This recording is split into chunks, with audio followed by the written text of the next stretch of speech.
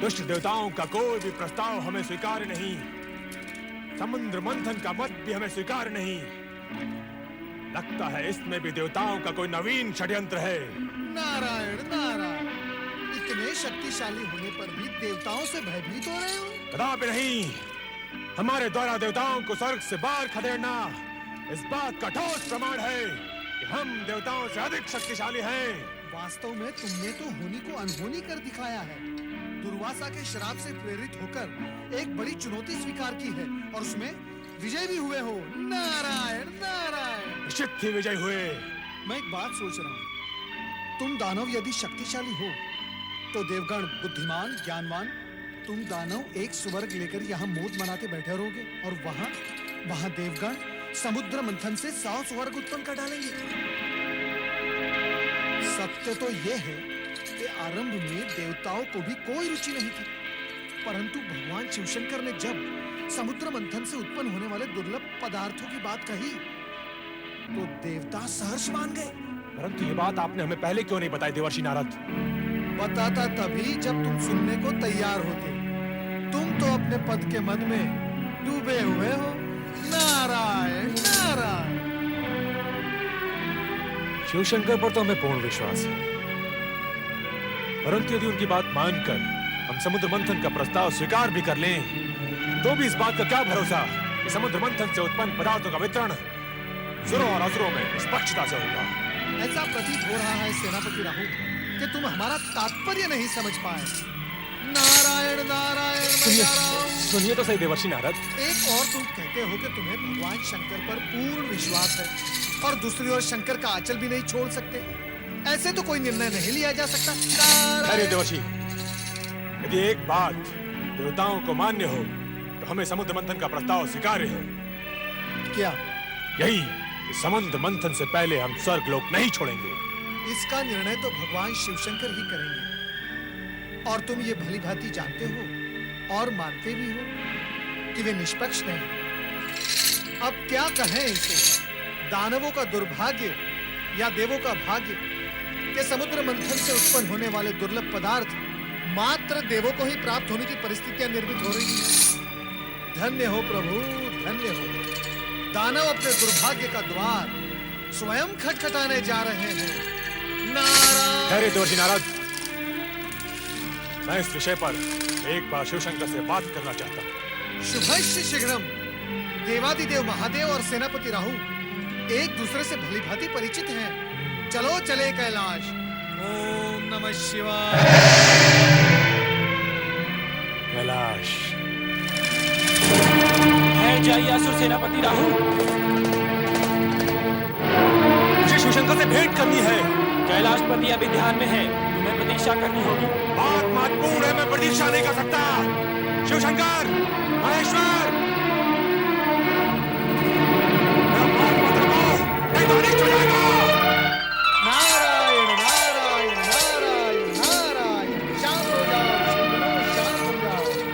अतिथि के साथ ऐसा व्यवहार शोभा नहीं देता। किंतु ऋषिवर, यह हमारे शिवजी के ध्यान में बाधा डाल रहे हैं। इनसे कहिए कि बाद में आए। नारायण नारायण, ये बाधा नहीं डालेंगे। महादेव शिवशंकर की आज्ञा से ही वे यहाँ पधारे हैं। पधारिए पधारिए राहु, पधारिए।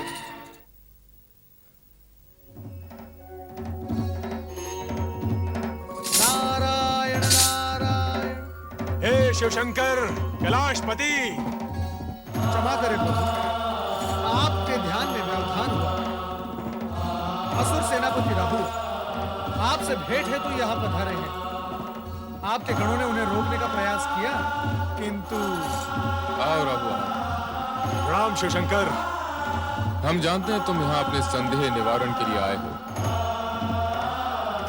और तुम्हारा संदेह यह है कि समुद्र मंथन के पश्चात तुम असुरों से कहीं स्वर्ग न छिन जाए। कहो यह सत्य है? सत्य है शिवशंकर। तो सुनो, तुम्हारी शंका निर्मूल है। इसकी संभावना मात्र उसी स्थिति में पैदा हो सकती है यदि तुम्हारे किसी अन्यायपूर्ण और अनैतिक कार्यों के कारण देवताओं का पल्ला भारी हो जाए। और तुम्हारी दूसरी शंका यह है कि समुद्र से निकलने वाले रत्नादि का विभाजन कैसे होगा। रत्नों का बंटवारा योग्यता के अनुरूप ही होगा। अयोग्य रत्न पाकर कोई भी पक्ष स्वयं ही नष्ट हो जाएगा। कोई और शंका? नहीं, परंतु इतना महान अनुष्ठान संपन्न कैसे होगा? समुद्र मंथन कोई बाल क्रीड़ा तो नहीं। चिंताएं करना न सुनों का काम है, न सुरों का। समुद्र मंथन के कार्य संबंधित निर्णय हमने ले लिया और संबंधित व्यक्तियों को आदेश भी दे दिए हैं। क्षीर सागरवासी विष्णु मंथन क्रिया के लिए मेरु पर्वत का आधार बने और वासुकी नाग रज्जु का कार्य करेगा।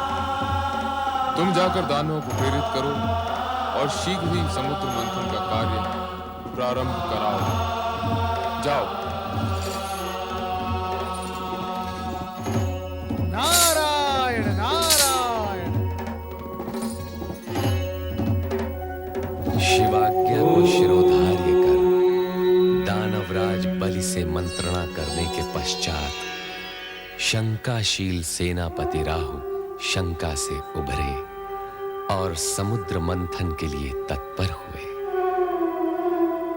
इसी प्रकार देवगण भी समुद्र तट पर आ पहुंचे, जहां मेरु पर्वत मथनी और वासुकी नाग रज्जू के रूप में उपस्थित थे।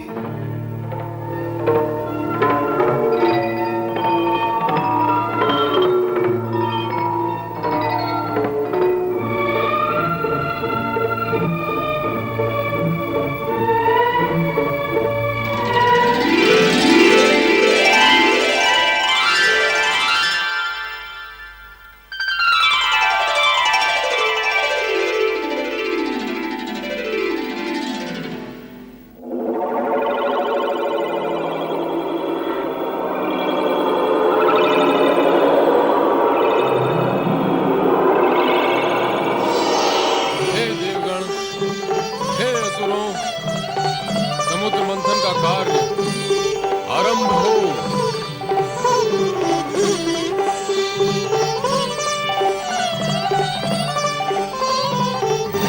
असुरो, तुम वासुकी को पूंछ की ओर से पकड़ो, हम देवता मुंह की ओर से पकड़ते हैं। नहीं, पूंछ का अर्थ पीछे होना और हम तुमसे शक्ति और बल में तनिक भी कम नहीं, इसलिए हम पूंछ को पकड़े।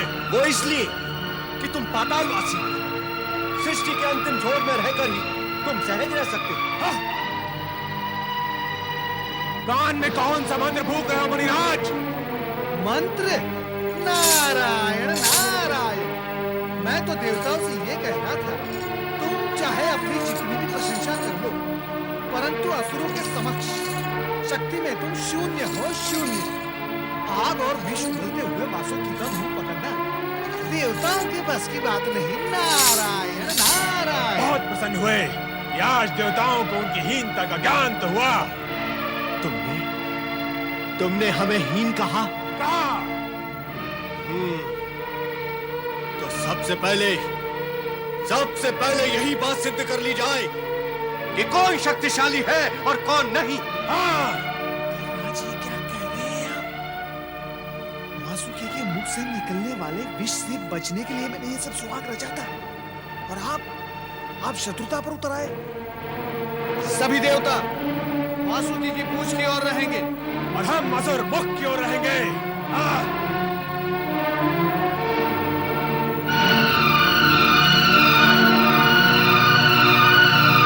भगवान शिव शंकर की कृपा से समुद्र मंथन की आज्ञा पूर्व ही मिल गई है। शुभ कार्य में विलंब नहीं होना चाहिए, वो उचित नहीं। बोलिए भगवान शिव शंकर की जय। भगवान शिव शंकर की जय।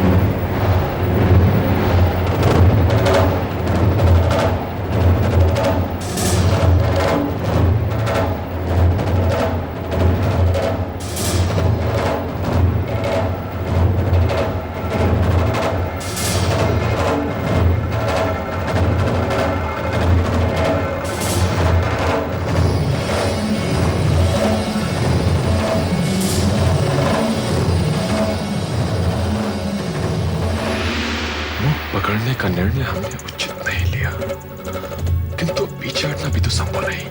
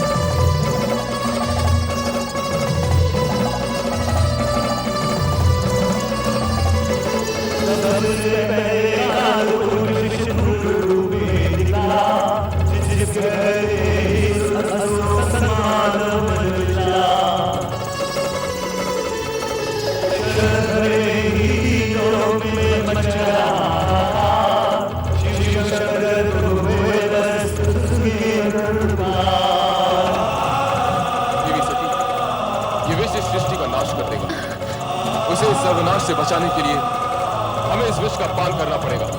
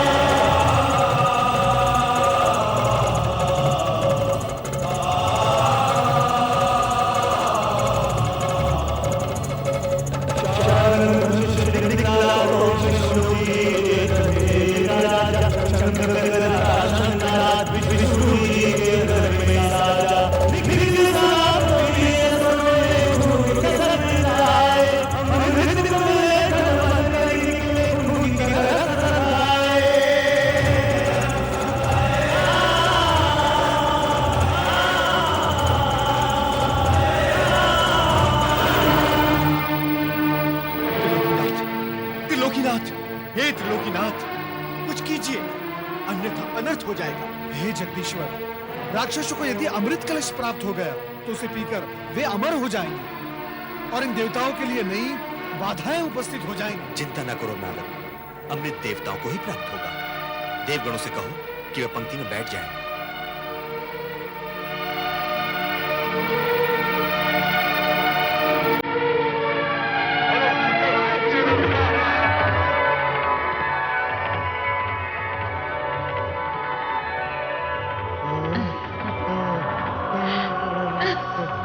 अप्सरा है या कौन है? ये स्वर्ग से आई है या समुद्र से?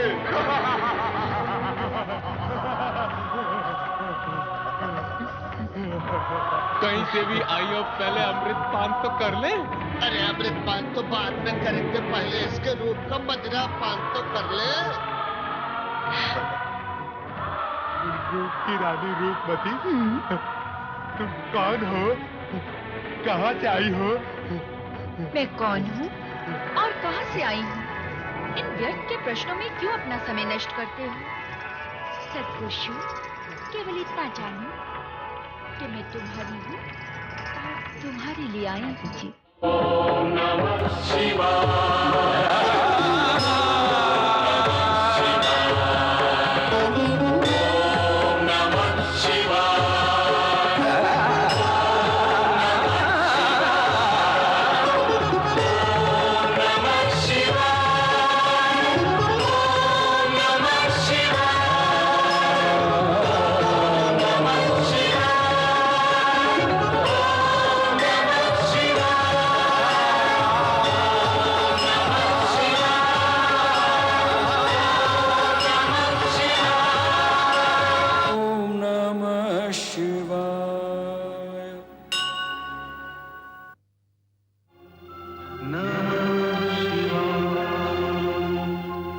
नमः